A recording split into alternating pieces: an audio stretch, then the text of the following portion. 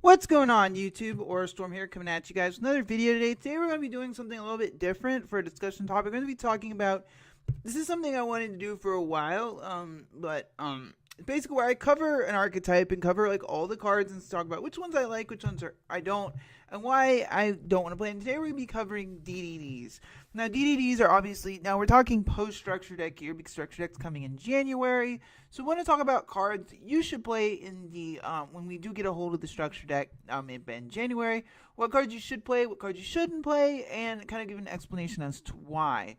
So without further ado, we're going to go ahead and begin. So the first card we're going to talk about is Galilei. Now Galilei is one of the original two Petal monsters along with Kepler. It was used early on as a 1 to 2 of because you could pitch it from hand to keep your contracts from getting you could use it to dodge effects like Castell, MST, etc. You could also use it to bounce your Kepler to reset its scale, which was kind of useful. Usually then you'd use it with a Swamp King for a fusion play. However, Galilei has kind of gone by the wayside now, obviously post-structure deck. It pretty much, I never really played it post Armageddon. Once we got Armageddon, I just played Armageddon as a scale because most of the time the only thing you were really pendulum summoning were high level monsters. So Galilei is pretty much not really that good, especially post structure, but even like a little bit after we got Armageddon. Kaiser is a card that a lot of people debate. Like some people insist on playing a pendulum-based build, and then you might OTK a person on occasion. But the biggest problem with this card is it requires your opponent to have a clean field. This isn't like Metalfoe Ying Zings where you can just use your Boxias to clear your board before you make your Scarlight to game your opponent. Most of the time, DDDs are more of a lockdown deck, and this card kind of is basically the antithesis of that. I mean, yes, we do have more consistent scales than we have way back when. That doesn't necessarily mean you should play a subpar card that kind of antithesizes what this deck should do. I'm not saying it can't OTK. I'm saying that it's supposed to be more of a just put down monster on the board, prevent your opponent, go first, and make a big board type deck. And Kaiser kind of defeats the purpose of that. It also, even though this deck does have pendulum monsters, it's not designed to be a pendulum-based deck. So Kaiser's a card definitely, shouldn't be played, really, because you might OTK someone on occasion. It doesn't necessarily mean you should be playing the card. Apocalypse is a neat card in combination with Nicola, but that assumes you're playing Nicola in the first place. It's an okay card. It kind of locks you into. The fact that it locks you into Fiend-type summoning and it only summons on your opponent's turn is kind of gimmicky. I mean, level 7 can be relevant on occasion, but it's just not that good. I definitely don't think you should be playing it. And then Pendragon. Pendragon was okay in the TCG builds because it was one of the few ways the deck could get over Cosmos ships. Barring Kaiser, the big fusion. If they were just sitting on a Dark Destroyer, there wasn't a lot you could do with DDDs. But Pendragon kind of gave you an option to get over it. But now it's not really something you really need. Definitely, even in the TCG version, I would not play it. Then Leonidas is a card that I debate on playing as a 1-of in the TCG builds, but once we get the structure deck, you do not need this card. Taking damage is not that really much of an issue for the deck, and you can't search it pre-burn anyways. Most of the time, you shouldn't really, with DDDs, you can comfortably take 3k damage by the end phase and not really care. So Leonidas is definitely not a card you want to be playing post-structure deck. Newton is an interesting card. It's the first consistent 10 scale DDDs have had, which is really nice. But the main thing is that its main thing you care about is your monster effect. The fact that you can chuck it to grab any Dark Contract or DD card from your graveyard. The problem with this is it doesn't really do a lot for you. Yes, you can loop it back with all your effects, and it makes Siegfried pretty easy to access, but Siegfried is already pretty easy access anyway. I just don't think the card is very necessary anymore. If you really insist on playing the Pendulum build, I guess you can main 2, but honestly I don't think the card is worth more than 2 in the deck. Then Proud Ogre and Chevalier are kind of they're a similar thing. They're not great cards. They're level 5, which is irrelevant for the deck. I mean, they have effects when they're normal summon, which means you have to, not only are you wasting your normal summon that's normally used on Kepler or Lamia anyways, you have to tribute a monster on top of that. They're not very good cards. Nicola is a card it's interesting because it kind of, the fact that it can pump up your Genghis to get over monsters, which is kind of decent, but at the same time, like, and it has an effect like when it's popped to set a pendulum scale by bouncing card, but not really necessary. Pandora's always been bad. It's never really seen play at all. It requires you to control no cards to get your pot of greed effect when it's popped, which is never going to happen because you're typically going to have at least one contract active. It's just way too slow for a deck like this. Cerberus was decent in some of the older builds because you could pendulum summon it with another DD and it could recycle one of your dark contracts in the grave, but it's honestly just not very good, especially for the new builds. Berfomet is a card that isn't very good either because it would be better if it could target itself, but it can't. So, like, it's not very good. I mean, Wave King is not a bad card, but the problem is it's level 4, and it requires cards like Berfomet in order to get off. So, then some of the Swamp Kings, Forbidden Dark Contract is bad because the 2,000 damage is a thing. Like, there's gonna be a time when you're gonna have Oracle out, and you're gonna take that 2,000, and you're gonna be like, damn, this card sucks. And the biggest problem with the card is that not just that, it's like it's kind of really restrictive. Like, why would you play this? Oh, when you could just play Swamp King, the normal Swamp King, and it does the job better. Yami is not very good because why would you it's for pendulums, and you're not playing a pendulum-based deck, so it's like, I don't think I need to talk too much about Yami.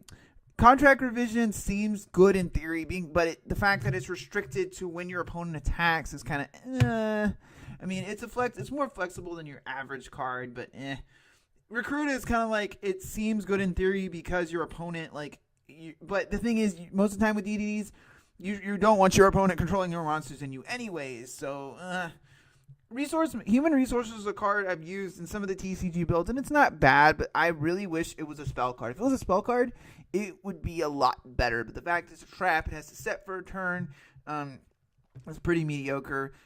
Rebuild is not very good. Yes, it can prevent your dark contracts getting popped most of the time, and it has an effect to shuffle back banished DD cards, but the thing is, like, you really don't even play Pot of it's a weaker Pot of Acquisitiveness, and Pot of Acquisitiveness lets you draw a card. So, and most people aren't even running Pot of Acquisitiveness, or in this instance, Burial from a different dimension would be better. I just don't think the card is very good for that reason. And for some of the TCG techs, Puppet Master, obviously, you're not going to be playing Puppet Master in the TCG builds, and some people play it. I'm not a big fan of it because I feel like the rank 6 pool is pretty subpar for this deck. Same thing goes for Dark Grepher, Armageddon Knight, Malicious. You're not going to be playing these cards because you have enough cards to fill out the deck anyways. As far as some of the extra deck techs some people are currently playing, Dragulus is a card that a lot of people are playing for because you can make it with, a lot of times people are playing cards that allow them to make rank 6s. The problem with Dragulus is that with the full power build, you're going to be using your only 2 Genghises to go into this. And it's a good defensive card. It's a very good card. Just not...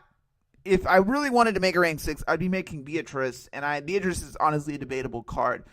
Wave King Caesar is a good card, do not get me wrong, but the problem with this card is that it's a level 4, and most of the time, you have to run cards like Lilith, or other cards not named Copernicus in order to go into this card, and it's very good, but that's the problem, is that the fact that it's a rank 4, if it was a rank 1, it'd be so much better, but same thing goes for Tell. Now, in theory, being able to foolish something when it's sent to the graveyard, and being able to give you 2 materials engraved for a fusion play is good. The problem is that you're having to play, these cards in the first place, and you have to run a lot of bad cards just to go into these 2 cards, so, I just don't really see them being worth the effort you need to go into them. And next we're going to go into the debatable spots. So these are cards that I think could see play depending on your build. The card you don't see here is Night Howl. The thing with Night Howl is that it was really good because it was the original tuner. It worked really well with Lilith here. The problem with Howl is obviously we have Lamia, and Lamia is just infinitely better than... So it's one of the reasons why Howl doesn't see a lot of play. But Armageddon is a card that's in the debatable section because that assumes you're playing trade-in. So a lot of people out there, you might not be able to get a hold of Pot of Desires. And obviously Pot of Desires is very good in DDDs because you play 3 of everything. So it's like, it fits really well in this deck. But, you might want to find an alternative, and that's where Armageddon and trade-in comes in. in extensive testing with DDDs, I found 2 trade-in is kind of the optimal number because you don't want to have too many in your hand. But 6 targets is just not enough. Like, running 3 Thomas and 3 Ragnarok is just not enough. And that's what usually I play 2 Armageddon, and it tends to round out the targets. Armageddon is not an awful card. It's not terrible. It's not the most spectacular card, but being able to be protected from cards like Regeki, where granted the deck already has a lot of immunity to cards like that anyways between Siegfried and number 38, but that's kind of nice. And there are some combos where being level 8 is relevant because you can make Kal Yuga and number 38 without having to use Thomas, which can be nice. But if you have Pot of Desires or you're not playing trade-in, you probably don't need this card at all. But I thought I'd just mention that here. Orthos is one of the most debated cards in the community, and it's mostly played for its Pendulum effect. It's Archfiend-eccentric like effect where you can pop a spell and trap card, pop another DD or Dark Contract card you control, and pop them, which is kind of neat in theory, but I just don't. And it's on field, it can special summon itself by burning itself, but it restricts you to summoning fiend type monsters. The problem with this is that now with the current DDDs, you need to summon non-fiend type monsters. You're basically going to only be able to end your turn with a Siegfried and DDD fusions, which isn't. So that's the main reason I do not play Orthos, is because Orthos, while it seems good in theory, being able to pop cards, you can debate it as a one-of, but honestly, I just don't like Orthos. Its effect is a little too restrictive. It reminds me of the old restrictions that I thought were long gone once we stopped playing Night Howl. And it's the main reason you don't see, I don't think Orthos is very good, because you're having to, there's other cards you would want to use, summon off your Ragnarok, off your Swirl Slime, or other cards. I just don't think Orthos is very good, personally. There's much better things to search off of your gate, in my opinion. Lilith is a card I debate as a one-of, but you don't necessarily need it. You do have Thomas to reuse monsters from your extra deck, so, to re-add that your Kepler if you really need to, but there is merit to Lilith as a one-of, if you're having, personally, I think. Copernicus is a card that, along with Orthos, is probably the most debated card in the community. Some people don't like any. I play 3 personally. Some people like 2. It's really good. It's really good because it allows you to foolish more resources to your graveyard to extend your combo. But the thing with Copernicus, a lot of people don't like Copernicus it's good because it allows you to extend your plays, but the other problem with Copernicus is, unlike Kepler, you don't have as many ways to get Copernicus off the field. It typically requires playing cards like Hyper Librarian, because cards like Oracle, Calc exist, cards like that, cards that you're going to end up taking a lot of damage if this sits online. So that's definitely a card that you need to, it's debatable whether you play none, you play 2, do you play 3? It really depends. One of the newer cards that's been revealed, DD Ghost, it's a decent one-of. Basically, if it's sent to the graveyard, you can foolish another copy of a card that's already in your graveyard, and it's okay. Being able to dump an extra Necro Slime for fusion materials could be decent, but most of the time there's not a lot of cards you can really dump. But the main thing you care about is the banish effect, because you can target, if it's banished, off of, say, Allure of Darkness, you can target one of your banished Dark Contract or DD cards monsters and then return them straight back to the graveyard. So you can basically set you up for next turn, which is always nice. Basically like a Theme Omega for the deck. Doesn't necessarily bad. The level is also decent because you can use it with Genghis to make Siegfried, which is always nice. It's really debatable, if you play it or not, but it's up to you. So probably one of the other cards that tends to get me a lot of flack, and especially from the DDD Facebook group, is Beatrice. Now, Beatrice is decent in the TCG builds if you're playing tuners such as Glow Up Bulb, Jet Synchron, Plague Spitter Zombie, whatever you happen to be playing. The problem with Beatrice post-structure deck is that you're using 2 Genghis, which is your best fusion, to go into it. And most of the time, the best you're going to be able to do beside your Beatrice is a synchro play. Now, if you're playing something like Rise to Full Height, it's okay. I think that kind of combo is a little gimmicky. It's hard to justify this card in the extra deck. Feels a little wonky to me.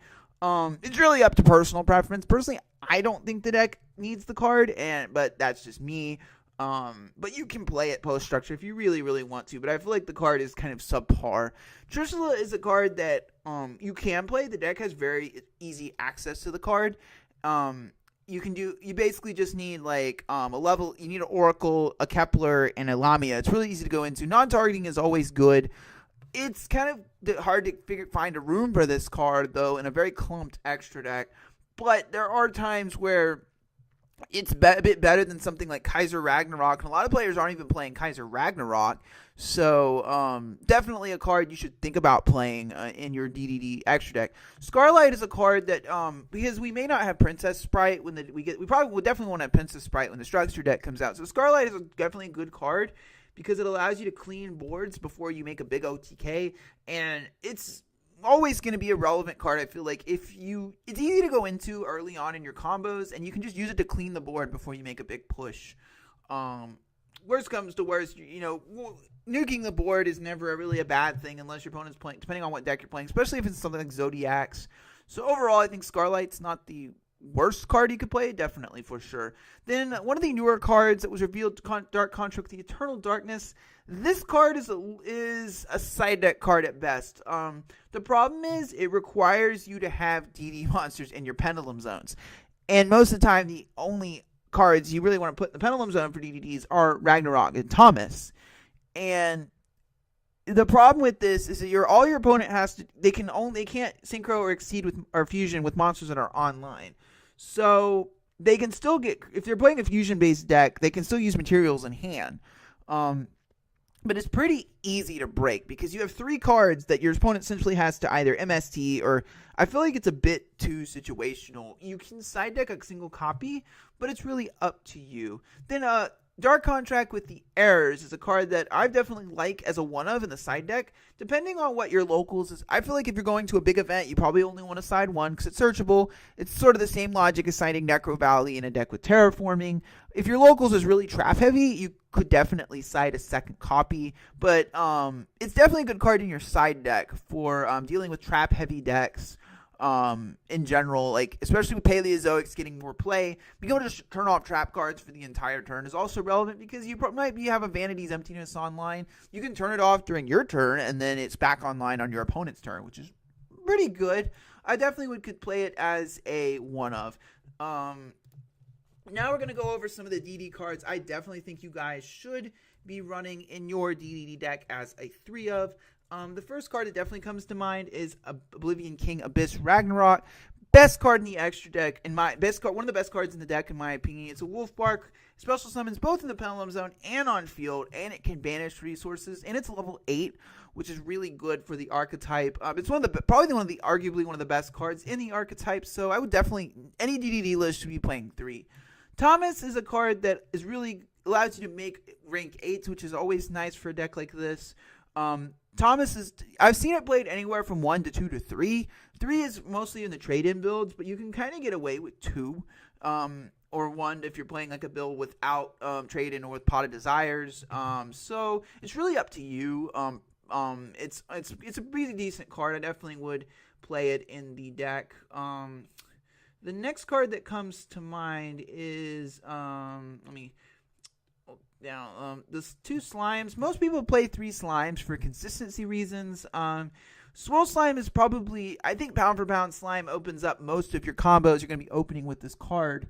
And it's definitely one of the better cards. You want to run it at 3 because you want to see it turn 1. It opens up a lot of your opening plays will revolve around this card. Necro Slime is a card you're going to have a love-hate relationship with. There'll be times it'll get stuck in your hand, but that's one of the main cards you're going to be chucking off of Allure of Darkness. So these are pretty much a 3-of staples in most lists I've seen. I don't see why you wouldn't. Same thing goes for Lamia and Kepler. Lamia is one of your most important cards because a lot of your turn 1 boards require multiple summons of Lamia during the combo. You know, the vaunted Crystal Ring, Siegfried, and Titanic Galaxy boards usually require multiple Lamia summons in a turn. And that's one of the reasons why Lamia is played at 3. In most lists, because you want to see it turn 1. Kepler is basically whenever it's normal, special summon searches your Dark Contract cards, so that's always important for the deck. You definitely want to play 3 because you want to see it turn 1. As far as the staple fusions, Kaiser Ragnarok is honestly a debatable card. A lot of people don't play it, but it's pretty hilarious against ABCs because it gains the effects of them when it's equipped, which is pretty cute. The only problem with the card is it does require your opponent to have multiple monsters out, which can sometimes be a problem. But overall, I feel like it's a pretty solid one-of in your extra deck. The next card, Beowulf. Beowulf has 2 effects. Whenever your DD monster attacks, it inflicts piercing, and then during your standby, it can heavy storm. It can be helpful for turning off your dark contracts, preventing the burn. But the main thing you're going to be using it for is to stay level 8. So you can use it during your combos for a rank 8 play. The important thing is you can summon it off of both your slimes because the fusion materials are one DDD monster and one DD monster. So one of the important things is that you can summon it with the slimes, which is pretty nice. As far as Oracle King, I've seen it from 1 to 2. Personally, I know it might sound crazy, but I actually like 2 Oracle. Because Oracle, there's times where you do need the second one when you do get a little bit of a grind game. And I feel like 2 is the optimal number. That's just me. But, you know, you can play anywhere from 1 to 2. As far as Genghis, in the TCG build, I'm currently running 3. But 2 is kind of the proper number. You really don't need the third one very often. So I find that 2 is kind of the proper number for Genghis. Genghis is obviously one of the best cards in the archetype. It basically, a lot of your combos revolve around this card. As far as Siegfried, you only really need 1 Siegfried because there's so many cards you have that can loop it back, and it's one of the best cards. It's being able to negate any face-up spell and trap card. Basically, it's a lot like Red Heart. If you know what Heart Red Dragon Arcane Abyss does, this card essentially does the same thing except for spells and traps. It can also prevent you from getting burned on occasion. It does have a grave effect that never really comes up, but it could be. Then Alexander, some people I noticed were cutting Alexander, but it's pretty important. A lot of your combos with this card revolve around looping your Lamia back with this card. It's usually used to synchro climb into your level 8 synchro plays, so it's pretty important for that reason. Then of course we do have Kali Yuga here. Yugioh is usually played as a one-of. It's a really good card, obviously. Being able to turn off everything when it hits the field is amazing. And the fact you'll be able to Heavy Storm, basically if this thing hits and resolves, most of the time your opponent's going to lose all of their back row, which is really good. Because once it hits the board, they can't really respond with most things. So like outside of Strike, there's not a lot of ways they can really stop Yugioh from, ruining their day. So definitely something to think about. As far as the dark contracts, most time there's dark contract with a gate is basically like a once per turn searcher for your deck. So you usually play 3 because you want to see it turn 1. As far as Swamp King, I've seen anywhere from 1 to 2 post structure deck. You can get away with 1. Some people like play Pot of Desires, do like it as a 2 of. That's just me. I like 2 personally. In my build, I play 2. It's really up to you how many you want to play. Dark Contract with a Witch is usually played as a 1 of. It's a searchable removal. It allows you to pop. It also, important thing it does, it pumps up your Siegfried, so it makes it harder for your opponent to get over on their turn. It can give them a little bit of trouble. As far as like outside archetypes, DDDs don't really play a lot of outside help, but there's a few cards you definitely would want to run. Warf, though, is a card that I believe it was recently reprinted in the Yu-Gi Legendary Deck Collection. It's definitely a card you should play at least as 2. I like 2. I've seen builds that play 3. But basically, what it does for you is whenever you control a face-up level 1, so say you have a Kepler online, you can add 1 level 1 monster from your hand.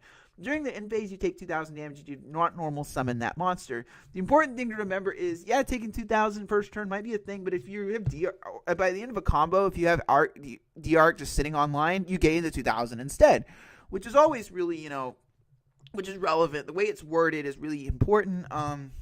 Other cards I do see in a lot of DDD lists, Vanity's Emptiness is usually played because it's the best. Honestly, it's one of the best trap cards in the game. Being able to turn it off on your opponent and your turn is really good. Between errors, between Siegfried, you can turn it off on your turn. So I really don't see a downside to running Emptiness. As far as the Solemns, Solemn Strike and Warning, usually I don't play the Solemns in mine because you don't want. Unless you're playing a card like Pot of Desires, I feel like they're not that good. The reasoning is it's a combo-based deck that goes first. You don't want a lot of trap cards clumping up your hand and ruining combo pieces. The same thing sort of applies with a card like Twin Twisters. Because the thing with a card like Twin Twisters is that it can clump up your opening hand when you go first. And it can be really good going second, but I just feel like Twin Twisters kind of fits in the category of a lot of the trap cards you might be running. It can clump up your hand going turn 1. And it can sometimes be a problem, but, you can definitely run it if you so wish. It's really up to you. As far as outside archetype exceeds, etc., pretty much every build I've seen plays Crystal Wing and Sideframe Lord Omega. Both Crystal Wing is pretty easy to go into, and a lot of your turn 1 boards should end with a Crystal Wing and a Synchro or any Harbinger or a Siegfried. And Omega is really good in the deck because you use it to recycle your slime plays for resources. The Omega's is a really good card, but you kind of have to debate it because you do burn through a lot of your extra deck resources. But the main thing I like about it is being able to put Swirl Slimes back in the grave, so I can summon Ragnaroks from my hand and just continue on with a lot of those other combos. But overall, I really like Omega in the extra deck because it can put those Lamias, those Slimes back in the graveyard. And it's always pretty nice. Outside of that, I don't really play a lot of for synchros. You can also play Odd Eyes Meteor Burst Dragon. A lot of people play Meteor Burst because you can one of the better, cooler combos is you can special summon a Ragnarok from Pendulum Zone with it, and it's really decent, but it really depends. A lot of people don't like it, but it depends on you. Another card definitely should be in your extra deck's Formula Synchron. Formula Synchron is really important because the main thing you want to realize with DDDs is because you have a 0 attack searched card in meaning Kepler, sometimes you don't want to leave it on the board if you can help it, because cards like Orichalc exist that can really ruin your day. And so Formula does, you can synchro up with it, and being able to draw cards is always nice, but the main thing is gets your Kepler off the field. Same thing applies to Sylvan Princess Sprite. Now this is a rank 1. We don't currently know when it's getting imported to the TCG. It could be in Raging Tempest, but we don't know. But Princess Sprite is good for the same reason, and it's an Exceed monster that advances your game state. Why would you not play it? The card opens up a lot of good plays for the deck, and I highly, highly recommend running the card for that reason. So with all that out of the way, that about comes to the end of the video. So let me know what you guys think of this kind of more in-depth video covering cards for an archetype. Would you like to see other archetypes covered, or what do you think of this video? Let me know down in the comment section below. As always, thank you guys for watching. It's Orstorm, signing out.